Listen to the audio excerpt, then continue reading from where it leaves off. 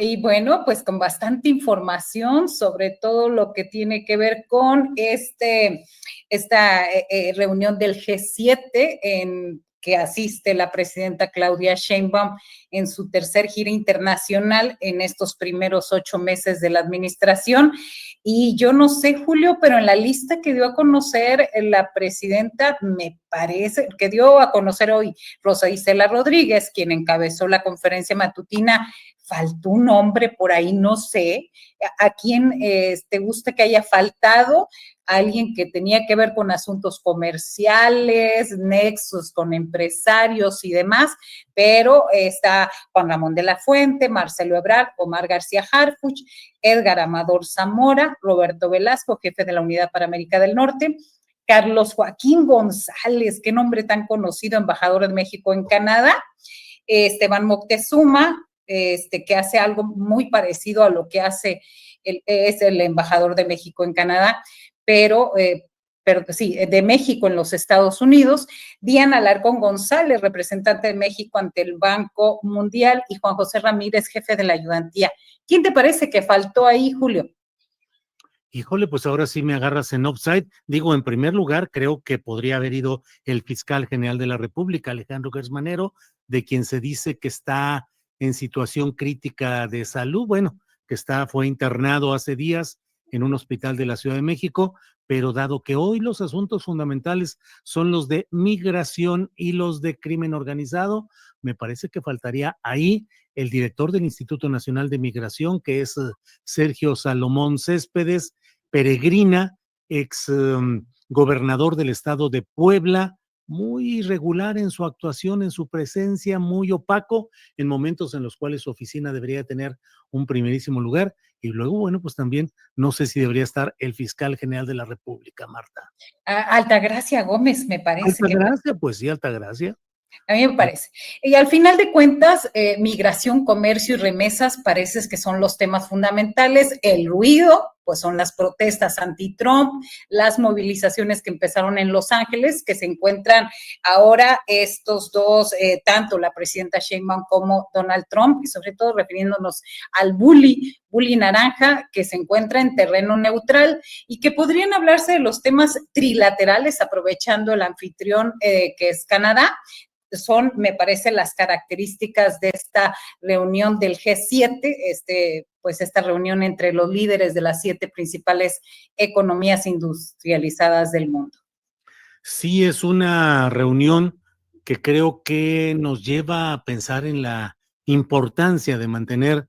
pues la imagen y la esencia de unidad nacional y de apoyo a nuestra presidenta de México, que va a una cita muy complicada mañana. Se ha dicho que será de 1 hora de duración, pero lo cierto es que va a lidiar y a enfrentarse y a hablar cara a cara con un personaje caracterizado por una, no diría yo una extraña habilidad, porque en realidad es un abuso de su condición de presidente del país más eh,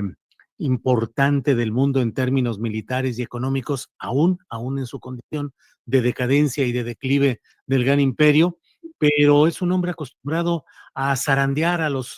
varones en el saludo de mano y mantenerlos obligados a que se sostengan hasta que él decide soltarlos. No se olvida el episodio con el líder de Ucrania, a quien maltrató en la propia Casa Blanca, como invitado que estaba y tuvo que salir despedido de las propias habitaciones de la Casa Blanca. En fin, va a una reunión en la cual hay una serie de elementos que han ido siendo sembrados por el equipo de Donald Trump en diferentes materias, desde luego migración, crimen organizado, exportación de ganado, gusano barrenador, las remesas, de todo hay en un momento en el cual Donald Trump está además con la mirada tendida hacia lo que sucede en Israel y en Irán. Y en ese mismo terreno, pues Donald Trump pareciera decidido a incorporar todo lo que él considera que es parte de su arsenal, de su base, su plataforma para eventuales o actuales acometidas militares. En eso seguramente querrá apretar a México en sentidos migratorios, cerrar las fronteras para evitar que haya incursión de personas relacionadas con eventuales atentados terroristas en territorio del propio Estados Unidos y desde luego la cuestión migratoria que, para que no haya duda, hoy mismo el propio Donald Trump ha hecho saber que ha ordenado a toda la administración que apoyen los esfuerzos para el ICE, para la deportación, para la acción contra los migrantes, Marta Olivia. Sí, y precisamente tenemos un tuit de la Embajada de los Estados Unidos en México, donde, no sé, Julio, a mí me parece que va aumentando también el nivel de gravedad de lo que está publicitando la propia embajada. Y vamos a verlo aquí donde aparece y señala lo siguiente. Dice, si estás en Estados Unidos ilegalmente, la autodeportación es la mejor, más segura y más rentable forma de salir de Estados Unidos y evitar el arresto. Permanecer en Estados Unidos de forma ilegal es un delito, ni lo intentes. Y vemos la imagen, me parece que tenía, es decir, la imagen es mucho más impactante. Pareciera se busca, dice Secretaría de Seguridad Nacional de Estados Unidos, Kristi Noem. Me parece muy fuerte porque pareciera de pronto como ejercicio de no darnos cuenta de cómo se va calentando y calentando y calentando el agua, como ese experimento del sapo en el agua, que se va calentando de pronto y y luego ponen este cómic, ¿no? Diciendo, ay, claro que sí, ay, qué feliz me voy, ya me voy, por fin me regreso. Sí, o sea, pintan un mundo que no existe y es parte de esa narrativa que se está construyendo desde los Estados Unidos y parte que esa misma narrativa es la que ya han hecho en torno a Los Ángeles. Por ejemplo, ya hay un guión donde el gobierno de Estados Unidos proyecta una narrativa de manifestaciones fuera de control, de banderas de México, de sobre todo autoridades demócratas solapando esta presunta insurgencia, sin considerar que las manifestaciones son la respuesta de una comunidad atacada por un mensaje y un discurso oficial constante que es la comunidad latina y sobre todo la mexicana ahí en los Estados Unidos. Sí, Marta Olivia, y eso en el contexto de las movilizaciones y manifestaciones de este sábado, se ha informado que en 2,000 ciudades de Estados Unidos tendremos más adelante una información actualizada y una entrevista de Camila Olvera Burdiles sobre este tema, pero pues realmente fue impactante la manera como se volcaron en las calles de muchas ciudades, pero sobre todo de las más importantes, ríos de personas, flujos de personas que lo hicieron manifestándose de una manera directa contra las políticas de Donald Trump en lo general y particularmente las migratorias. Bajo el lema o la definición de no kings, no reyes, sin reyes, se hizo esta manifestación en la cual se busca que Estados Unidos no sea gobernado por decretos o decisiones como si hubiese un rey que estuviese emitiendo decretos reales, sino que haya un respeto verdadero a la Constitución.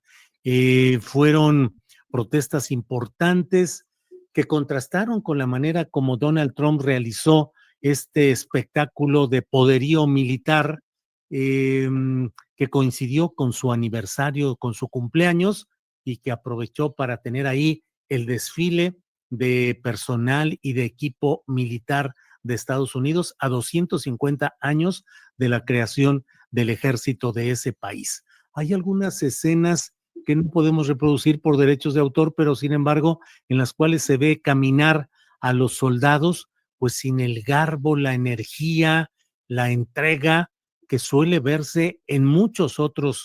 ejércitos del mundo, y no se diga en el de Estados Unidos, un caminar entre cansado, desdeñoso, flojeroso, lo cual no deja de ser impactante para efectos de analizar realmente qué es lo que está sucediendo en un Estados Unidos donde la valoración de las políticas y de la personalidad de Donald Trump ha ido yendo a la baja debido a tanto zigzagueo y tantos errores, tanta incertidumbre, no solo hacia el resto del mundo, sino hacia el propio interior de Estados Unidos. Me parece a mí que ese es el gran contraste, Marta Olivia, ese desfile militar con Donald Trump pretendiendo reivindicar la fuerza de su gran ejército, el ejército imperial que desfilaba, al menos en tramos que pudimos ver, con desgano y con desdén, mientras había una enjundia y una entrega y una pasión en muchos lugares de Estados Unidos, Marta. Así es, y sobre todo lo oneroso que fue este desfile.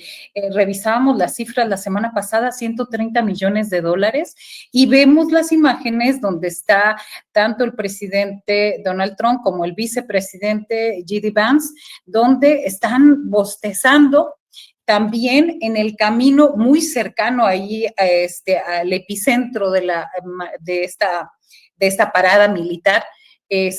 las gradas vacías. Y fíjate que es algo bien extraño. En Estados Unidos, donde hablan de la tierra de la libertad, la tierra de la democracia y todo esto, salir a manifestarse es bastante fuerte y es bastante arriesgado, porque la policía no permite las manifestaciones. Incluso tienes que ir a registrarte, tienes que llevar tus cartelitos para saber qué vas a decir, cómo vas a decir, cuántos van a ser. Pero obviamente estas manifestaciones del sábado pasado fueron masivas porque grandes multitudes asistieron a esta protesta sin leyes en todo el país y sobre todo con esta política autoritaria de Donald Trump. También hay que señalar que esto se da a partir de las manifestaciones de Los Ángeles, ¿verdad? Y sobre todo el único estado donde se suspendieron estas protestas fue en Minnesota, precisamente por el asesinato de una congresista y su esposa y también un senador, Julio. Sí, fíjate cómo son las cosas en las cuales mucho de lo que se señala en contra de países como México es la violencia política, que desde luego es innegable y no se puede tapar el sol con una pretensión de encubrir el hecho de que en México se están produciendo con constancia, con frecuencia, este tipo de acciones contra políticos. Hoy mismo se conoció del asesinato en el propio Palacio Municipal de una presidenta de un municipio de Oaxaca. Pero este tipo de violencia ahora estamos viendo los ejemplos también en el propio Estados Unidos con este conmocionante asesinato que implicó por una parte el asesinato de una legisladora estatal de Minnesota y su esposo, y también el atentado con intención de homicidio contra otro legislador del propio Minnesota y su esposa. El autor de este ataque ya ha sido detenido y el contexto originalmente se dijo que era un ataque con objetivos, con intenciones políticas, y lo que se ha ido conociendo hasta ahora del perfil de este atacante, pues es un perfil cargado de connotaciones políticas de derecha que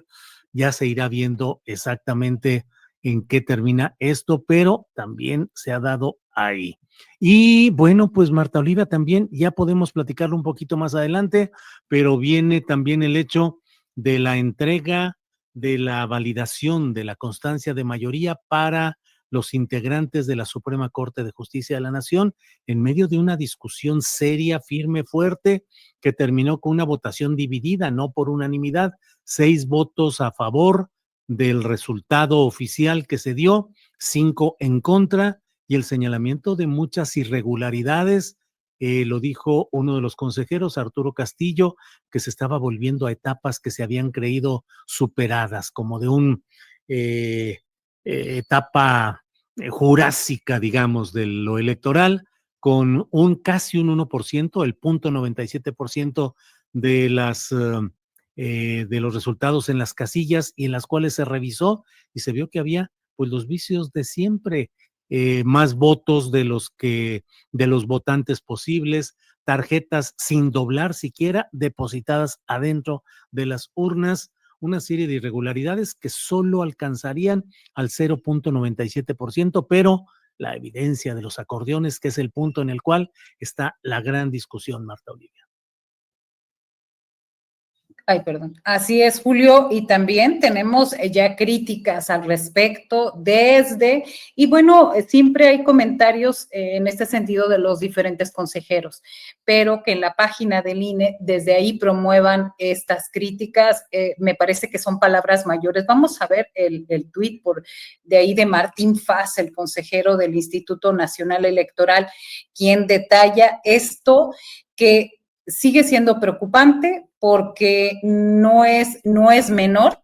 y sobre todo que no había necesidad, creo yo, no había necesidad de que se estuviera cuestionando esta legalidad. Dice el consejero electoral Martín Faz Mora, señaló que en el 90% de las casillas, es decir, 9 de cada 10 casillas, para el Tribunal de Disciplina Judicial, la ciudadanía votó por las mismas candidaturas del acordeón,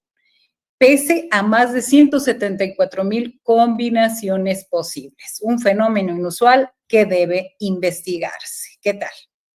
Sí, la verdad es que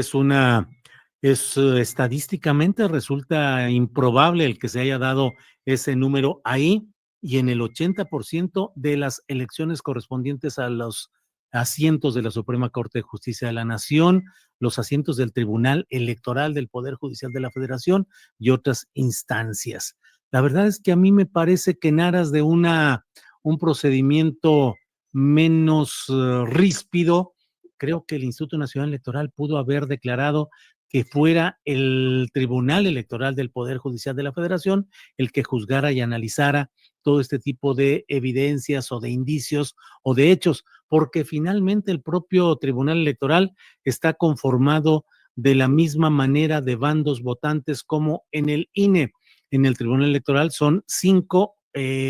magistrados y de ellos 3 votan unidos, siempre de una manera que siempre está en consonancia con el color guinda, de tal manera que el Tribunal Electoral seguramente habrá de desechar todo este tipo de señalamientos por 3-2, si no es que por 4-1, porque por ahí hay también otra magistratura que anda con la posibilidad de apoyar todo esto. En fin, creo que a mí me parece que lo que sí resulta impactante y hay que mantenerlo con la vista puesta es el hecho de que esos acordeones coincidieron con el enorme porcentaje de votación para esos mismos números, lo cual parecería improbable en términos estadísticos por una parte y por otro, que generó la sorpresa de nombres que no se habían conocido, que no había ninguna referencia real y de repente tuvieron una gran votación. Pero bueno, pues son algunas de las muchas cosas que tenemos por ahí, Marta Olivia. Así es, Julio. Un minuto para una mini entrevista, Julio, ¿con toga o sin toga? ¿Cómo? Alguien piense en la toga, por favor, dice la derecha. Alguien que le importe la toga, con toga o sin toga, ¿en qué cambia? En nada, porque realmente lo que importa es la profundidad de lo que se haga y esa toga quiere imponer un rasgo de solemnidad y de superioridad, porque es el uniforme tradicional con el cual los jurisperitos, los hombres sabios, se investían para poder. Todavía lo vemos. Y el descrédito de la toga, fíjate, me parece a mí que es un descrédito que llega incluso al uso arbitrario e insolente que se hace en algunas instituciones, Patito, de educación superior, que otorgan doctorados honoris causa y visten a sus muy discutibles recipendiarios del doctorado honoris causa, los visten con toga y con birrete y con toda una ceremonial, y los mismos otorgantes, que son personajes que se prestan a otras cosas, ahí salen con toga. La toga no hace al ministro, creo yo, Marta Olivia. Gracias, Julio. Dije mini entrevista y ya. Gracias, Marta Olivia. Gracias por estar aquí. Gracias por estar compartiendo toda esta serie de reflexiones. Y vamos de inmediato a nuestra siguiente parte de este programa que hoy estamos con muchos temas.